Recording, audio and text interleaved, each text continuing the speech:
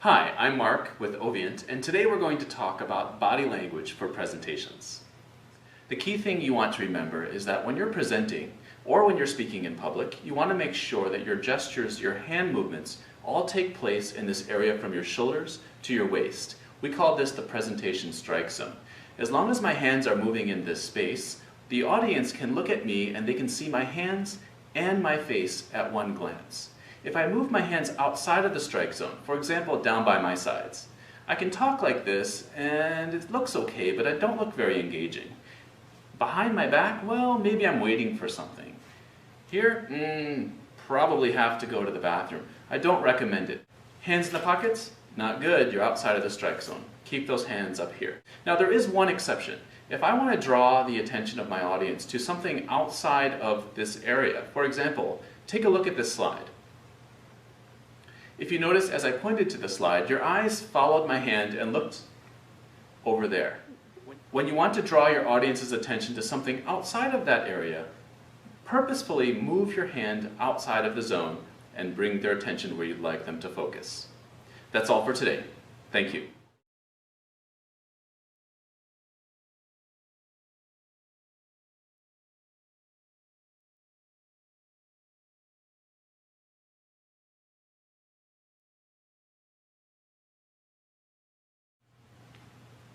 Hi, I'm Mark with Ovient, and today we're going to talk about intonation, or gestures for your voice.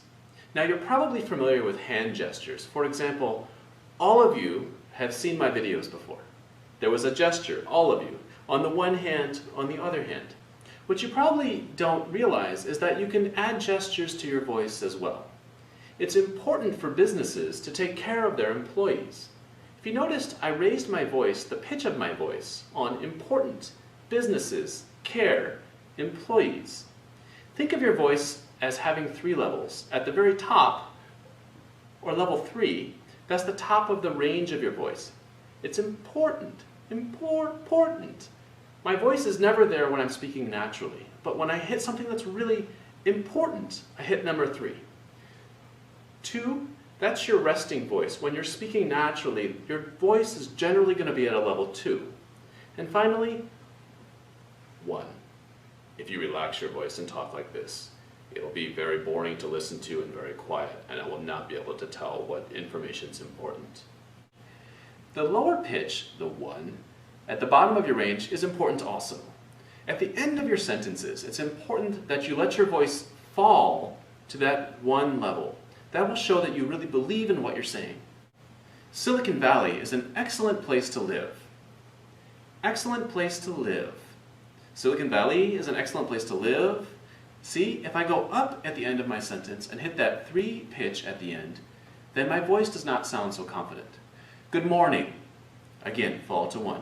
Today, I'd like to talk to you about how you can improve the quality of your voice. Again, my voice fell on my last word. Use that low pitch to add confidence.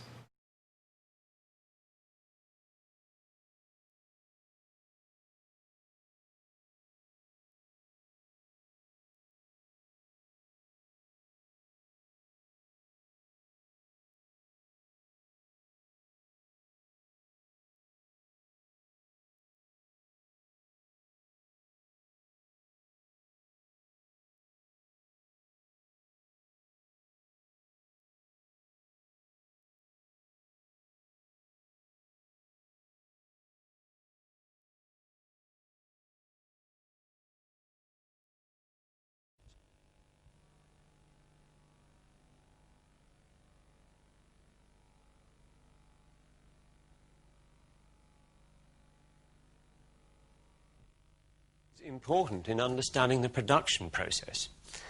And finally, I'll come to the people, our most important asset. Okay, let's start with the history. Now, don't worry, I'm not going to give you a history lesson, just a few key dates. Standard started out as a private, limited... went public. So we've had a pretty eventful 60 years or so. Anyway, I'll leave the history there. If you're interested, you'll find more about Standard in this pretty brochure. You should find one of them amongst all the other bits of paper our PR people love to give out. So let's turn now to a brief overview of our main markets. If you look at this chart, you'll see our slice of the pie, which in the European region, respectively. By the way, you may have seen the story in the news today about our main competitor, Manton.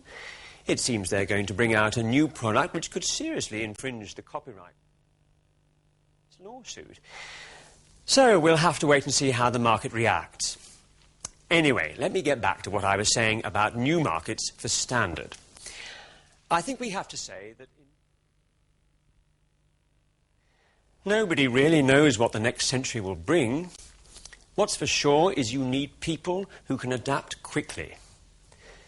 And that brings me to the final part of this short introduction to Standard, and that is to talk about our people. As I said, they are our most important asset. Our total worldwide headcount, developed staff. We've even sponsored a group to sail around Britain. So, before I go on, are there any questions about our personnel policy?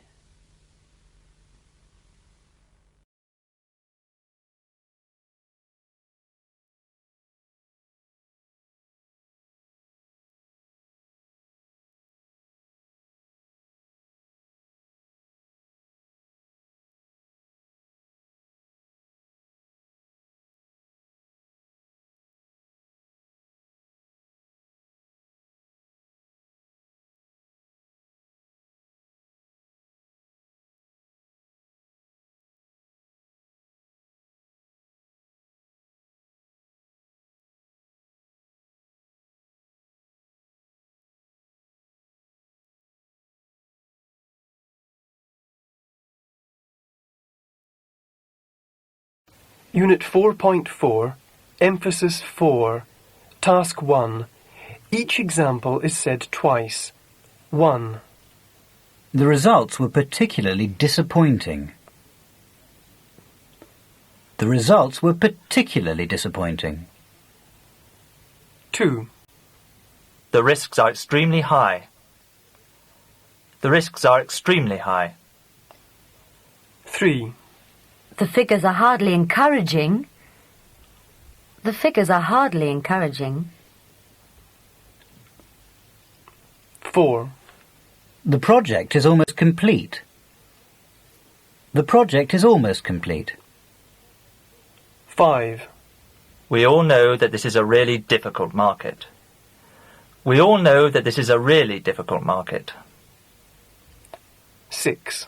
I'm afraid their initial offer was totally unacceptable. I'm afraid their initial offer was totally unacceptable. 7. The whole thing is virtually impossible. The whole thing is virtually impossible. 8. Explaining the situation to head office is going to be rather difficult. Explaining the situation to head office is going to be rather difficult. 9. Implementing the plan might be slightly problematic. Implementing the plan might be slightly problematic. 10. I'm afraid we can't be absolutely certain. I'm afraid we can't be absolutely certain. Task 2. It's the business opportunity of the year. The Jaguar isn't just an executive car, it's the executive car. It's the single biggest market as far as the telecommunications industry is concerned. When it comes to fast-moving consumer goods, the Koreans are the people to talk to. A joint venture may not turn out to be the solution, but it's the best solution for now. The fact is, we're not just experts. We're the experts in the field. Floating the company on the stock exchange is probably the best thing we ever did.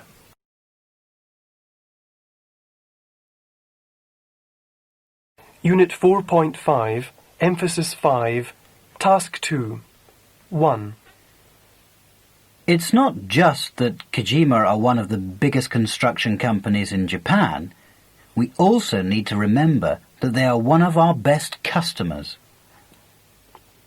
2. It's not just that Kojima are one of the biggest construction companies in Japan. We also need to remind ourselves of what this firm was like before we got their business. 3. It's not just that Kojima are one of the biggest construction companies in Japan. We also need to bear in mind that they are consistently in Japan's corporate top 50. 4. It's not just that Kojima are one of the biggest construction companies in Japan. We also need to take account of the fact that construction is Japan's fifth industry.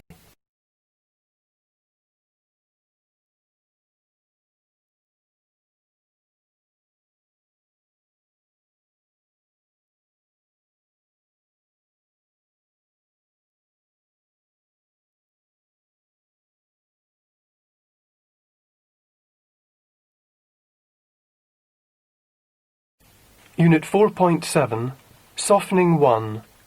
1. It's not quite what we wanted, but it's a little better than their last offer. 2. I sometimes think we're just a little too price conscious. 3. All in all, I'd say we'll just about manage to break even. 4. It's basically a good idea, but it's almost certain to meet opposition. 5.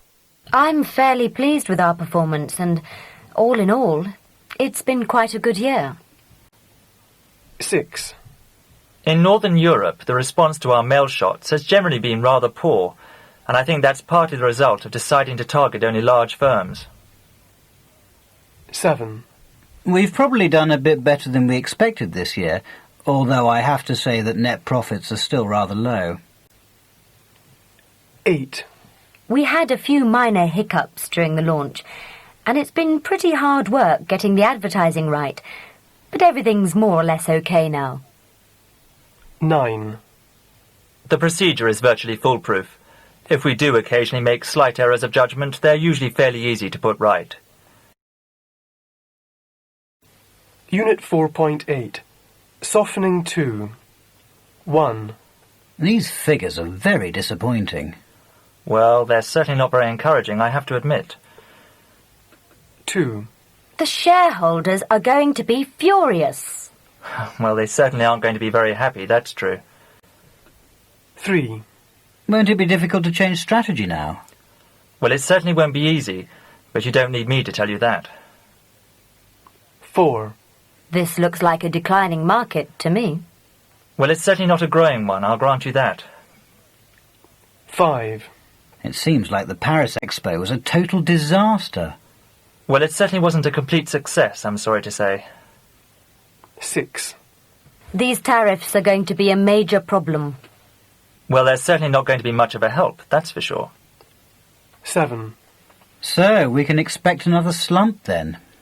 Well, we certainly can't expect a boom, not the way things are going. 8. We just seem to be losing money on this. Well, we certainly don't make any money on it, I'm afraid.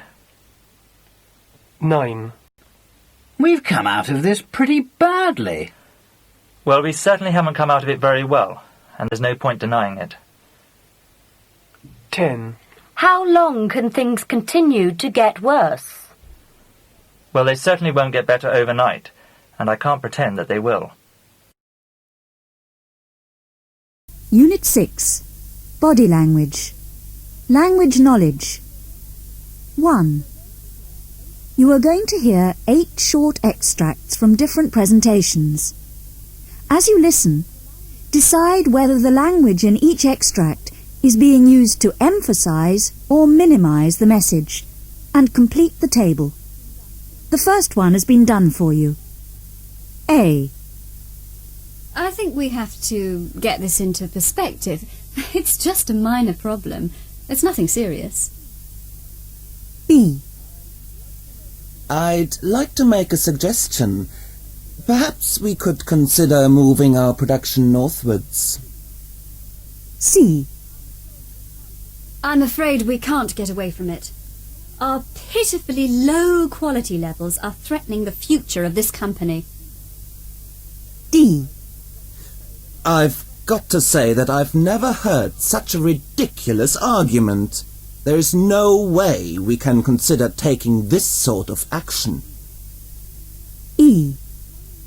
There's one more point I'd like to make.